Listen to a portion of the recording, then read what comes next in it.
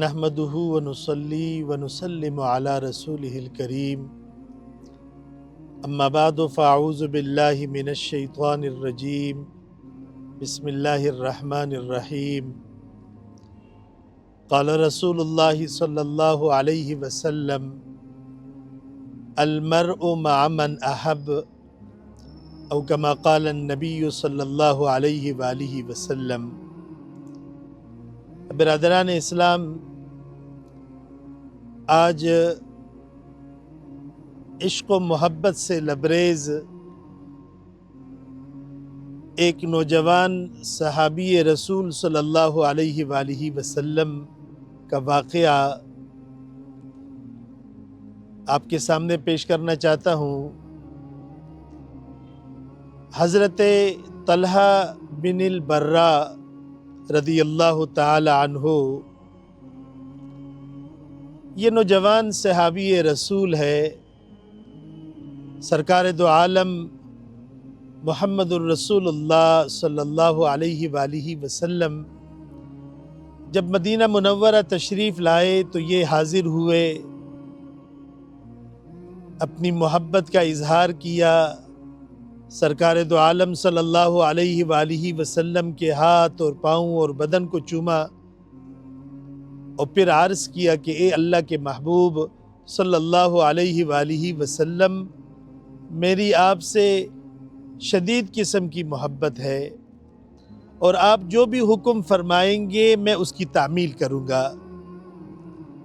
نبی کریم صلی اللہ علیہ وآلہ وسلم نے امتحان لینا چاہا تو فرمایا کہ اچھا ایسا ہے کہ تم میری ہر بات مانو گے اور ہر حکم کی تعمیل کرو گے، تو پھر ایسا کرو کہ جاؤ اور اپنے باپ کو قتل کر دو، اس کا گلا کاٹ دو۔ کہتے ہیں کہ یہ فوراً اٹھا، تلوار ہاتھ میں پکڑی اور روانہ ہو گیا۔ نبی کریم صلی اللہ علیہ وآلہ وسلم نے اس نوجوان کے تعمیل حکم کا یہ جذبہ دیکھا تو فوراً واپس بلایا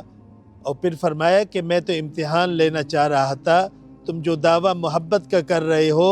میں دیکھنا چاہ رہا تھا کہ اس میں تم سچے ہو کہ نہیں، اور میں تو رشتوں کو کاٹنے کے لیے نہیں بھیجا گیا کہ اولاد کو اپنے والدین سے جدا کروں یا اولاد کے دلوں میں ان کے والدین کے لیے نفرت پیدا کروں۔ حدیث مبارک میں آتا ہے کہ کچھ ہی دن گزرے تھے کہ یہ نوجوان صحابی حضرت طلحہ بن براء رضی اللہ تعالی عنہ بیمار پڑ گئے۔ نبی کریم صلی اللہ علیہ وآلہ وسلم اس نوجوان صحابی کی بیمار پرسی کے لیے تشریف لائے۔ جب آئے تو یہ جس علاقے میں رہتے تھے تو راستے میں یہودیوں کی آبادی تھی اور پھر اس کے بعد ان کا گھر تھا۔ نبی کریم صلی اللہ علیہ وآلہ وسلم تشریف لائے، عیادت کی۔ اس وقت یہ بے ہوشی کی کیفیت میں تھے۔ نبی کریم صلی اللہ علیہ وسلم نے جب اس نوجوان صحابی کی بیماری کی حالات دیکھے تو جب واپس جانے لگے تو گھر والوں سے فرمانے لگے کہ دیکھو اگر یہ وفات پا گئے تو اس کی جلدی تجہیز و تکفین کر دینی ہے اور مجھے بھی اس کی اطلاع کر دینی ہے۔ کچھ ٹائم گزرا، اس نوجوان صحابی کو ہوش آیا، جب آنکھیں گلی تو اس نے پوچھا کہ جناب سرکار دو عالم صلی اللہ علیہ وآلہ وسلم تو تشریف نہیں لائے تھے۔ لوگوں نے بتایا، گھر والوں نے، کہ وہ آئے تھے آپ کی عیادت کے لیے لیکن آپ بے ہوشی کی کیفیت میں تھے۔ حضرت طلحہ نے اپنے گھر والوں کو وصیت کی کہ دیکھو اگر مجھے کچھ ہو گیا، میں وفات ہو گیا تو مجھے دفن کر دینا، لیکن جناب رسول اللہ صلی اللہ علیہ وآلہ وسلم کو اطلاع نہ دینا، کہیں ایسا نہ ہو کہ وہ جنازے کے لیے تشریف لائے اور راستے میں یہود ان کو نقصان نہ پہنچا دے۔ یہ دیکھیں محبت، کس کی تمنا نہیں ہوگی کہ جناب رسول اللہ صلی اللہ علیہ وآلہ وسلم ان کا جنازہ پڑھائے، لیکن اس نوجوان کی اتنی محبت جناب رسول اللہ صلی اللہ علیہ وآلہ وسلم کے ساتھ کہ یہ برداشت و گوارا کر رہے ہیں کہ میرے جنازے میں سرکار دو عالم کی شرکت نہ ہو، اس وجہ سے کہ ایسا نہ ہو کہ کہیں راستے میں یہودیوں کی وجہ سے کوئی تکلیف و اذیت جناب رسول اللہ صلی اللہ علیہ وآلہ وسلم کو نہ پہنچے۔ ایسے ہی ہوا، رات کے وقت یہ نوجوان وفات ہوئے، گھر والوں نے غسل اور کفن اور تدفین اور سب کچھ کر دیا۔ صبح جناب سرکار دو عالم صلی اللہ علیہ وآلہ وسلم کو اطلاع ہوئی۔ نبی کریم صلی اللہ علیہ وآلہ وسلم نے فرمایا کہ مجھے رات کو کیوں نہیں بتایا؟ لوگوں نے حضرت طلحہ کے وصیت کے بارے میں بتایا۔ نبی کریم صلی اللہ علیہ وآلہ وسلم، حدیث میں آتا ہے کہ صحابہ کرام کو لے کے فوراً حضرت طلحہ کی قبر پہ آئے، اور وہاں پہ کھڑے ہوئے صحابہ کرام نے بھی ہاتھ اٹھایا، اور نبی کریم صلی اللہ علیہ وآلہ وسلم نے بھی اللہ تبارک و تعالیٰ کی بارگاہ اقدس میں ہاتھ اٹھائے اور پھر دعا کی، اور کیا خوبصورت دعا کی۔ کتنے خوش قسمت ہے حضرت طلحہ بن برہ رضی اللہ تعالی عنہ، اور کیسی محبت ہے ان کی، محبت کا کتنا بڑا صلہ اور کتنا انعام انعام جناب رسول اللہ صلی اللہ علیہ وآلہ وسلم کی اس پیاری دعا کی صورت میں ان کو مل رہا ہے۔ نبی کریم صلی اللہ علیہ وآلہ وسلم نے جب اللہ کی بارگاہ اقدس میں ہاتھ اٹھائے تو دعا کی کہ اللہم الق طلحہ وہو یضحک الیک وانت تضحک الی، اے اللہ طلحہ سے اس حال میں ملاقات کرنا کہ وہ آپ کو دیکھ کے ہنس رہا ہو اور آپ اسے دیکھ کے ہنس رہے ہو، یعنی یہ ملاقات ایسی ہو